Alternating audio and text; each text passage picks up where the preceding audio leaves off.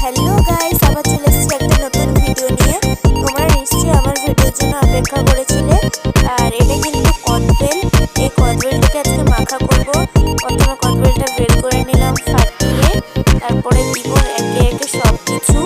আর তোমাদের সাথে পুরোটাই তো শেয়ার করব। আর আমার ভিডিও কি তোমাদের ভালো লাগে? এই যে দিয়ে দিলাম নুন, তারপরে দেব লঙ্কা গুঁড়ো। আর এগুলো কিন্তু পরিমাণ মতো দিতে হবে। আর না দিলে কিন্তু টক ঝাল মিষ্টিটা ঠিক সুন্দর হবে না।